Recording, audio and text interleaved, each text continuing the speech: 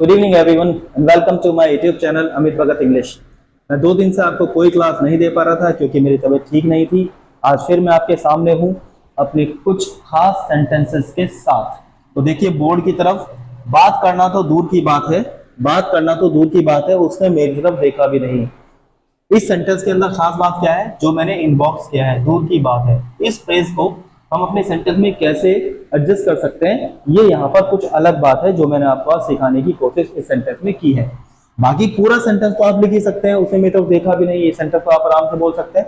यहाँ पर देखिए, स्कूल जाना तो दूर की बात है, स्कूल जाना तो दूर की बात है, वह घर से बाहर भी नहीं गया, वह घर से बाहर भी नहीं गया। तो यहाँ भी देखिए दूर की बात है। इसी फ्रेज को हमें कैसे अपने सेंटेंस में एडजस्ट करना है ये हमें सीखना है। ये सेंटेंस दौड़ना तो दूर की बात है, वह चल भी नहीं पाता है, तो दूर की बात है, यही हमें एडजस्ट करना है। तो यहाँ पर जो खास बात है इस सेंटेंस की वो है दूर की बात है। कभी कभी आप बोलते हैं अरे यार बात करना तो दूर की बात है, उसने मेरी तरफ देखा भी नहीं, खाना खाना तो दूर की बात है, उसने चाय तक नहीं पी।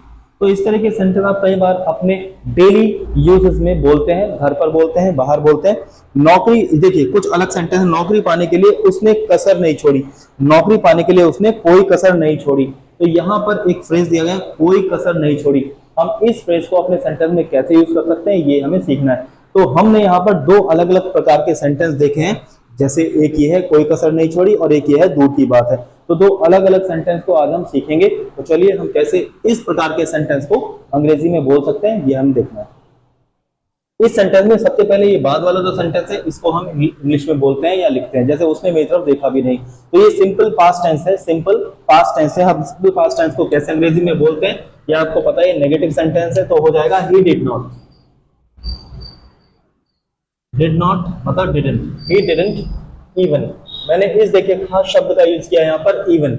इवन का मतलब होता है अपनी बात को एम्फसाइज करना, अपनी बात को एम्फसाइज करना मतलब जोर देके कहना। जैसे मैं कह रहा हूं उसने मेरी तरफ देखा भी नहीं, उसने मेरी तरफ देखा भी नहीं। ही डिड नॉट इवन लुक, तरफ देखने की इंग्लिश होती है बच्चों लुक एट, और मेरी तरफ मतलब me. He did not even look at मी।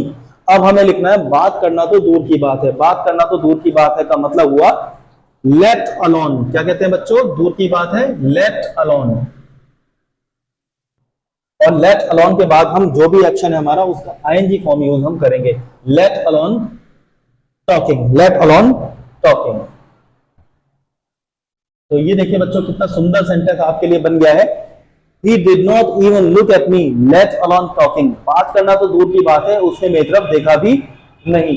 तो आप भी इस सेंटेंस को अब आराम से अंग्रेजी में बोल सकते हैं। इसकी प्रैक्टिस कीजिए। 2 सेंटेंस और मैंने लिखे हैं, मैं आपको सिखाता हूं, आप भी प्रैक्टिस कीजिए।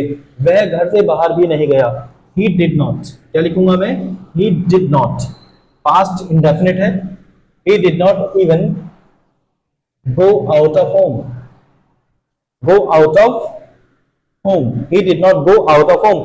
अब दूर की बात है को कैसे हम अंग्रेजी में लिख सकते हैं ये हमने सीखा ही है। तो क्या लिखेंगे बच्चों, let alone out of home. मैं इसको पूरा कर देता हूं, ये होम रह गया है, होम में ये लिख दिया मैंने out of home.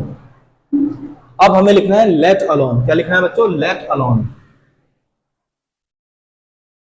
Late alone going to school, going to school. तो ये देखो कितना सुंदर सेंटेंस हो गया है आपका। He did not even go out of home, let alone going to school। वो तो घर से बाहर भी नहीं निकला, स्कूल जाने की तो बात क्या है। नेक्स्ट है चल भी नहीं पाता है, वह चल भी नहीं पाता है। तो कैसे मैं सेंटेंस को बोल सकता हूं वह चल भी नहीं पाता है। ही इज, पहले हमने सीख रखा है sentence, he is unable, unable, he is unable to walk, he is unable to walk, he is unable to walk, let alone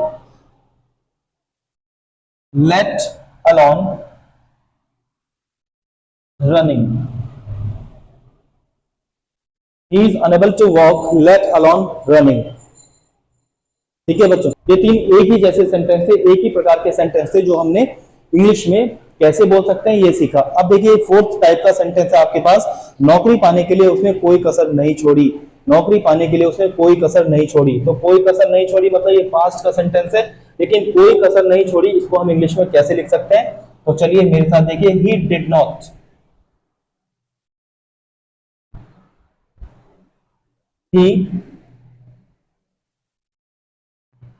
he did not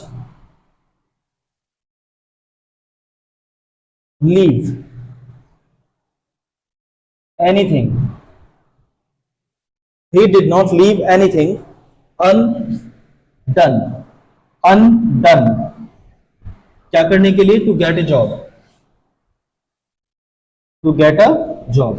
he did not leave anything undone.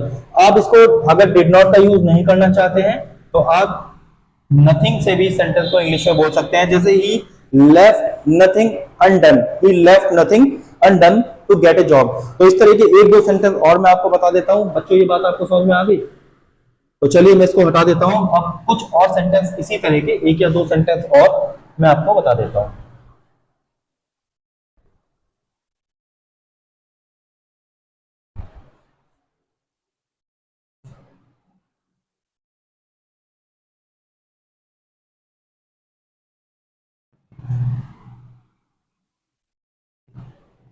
उसने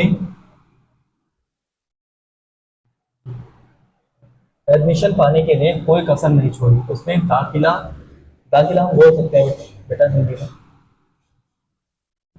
उसने दाखिला पाने के लिए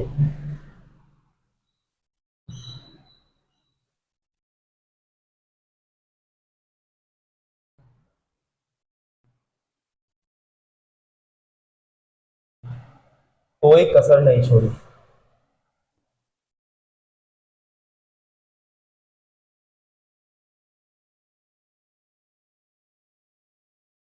बोलिए sentence को English में कैसे बोल सकते हैं?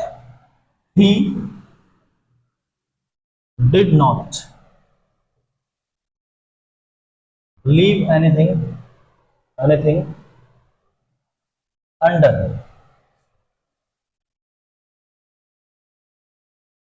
To get admission. To get admission. ये बच्चों देखिए, अब इसको हम एक और तरीके से बोल सकते हैं. जैसे मैंने अभी आपको बताया, he left nothing undone. He left nothing undone to get a job. तो देखिए ये सेंटेंस मैंने डिड नॉट के यूज से इंग्लिश में बोला और ये मैंने सेकंड फॉर्म का यूज किया और यहाँ एनीथिंग के स्थान पर हमने नथिंग का यूज कर लिया और बाकी पूरा सेंटेंस जैसा था वैसा ही है. तो बच्चों दोनों ही प्रकार से आप इस सेंटेंस को अंग्रेजी में बोल सकते हैं, लिख सकते हैं. तो आज मेरी ये क्लास आपको ये कैसी लगी मुझे बताइएगा जरूर. चलिए अपना ध्यान रखिएगा. नमस्कार.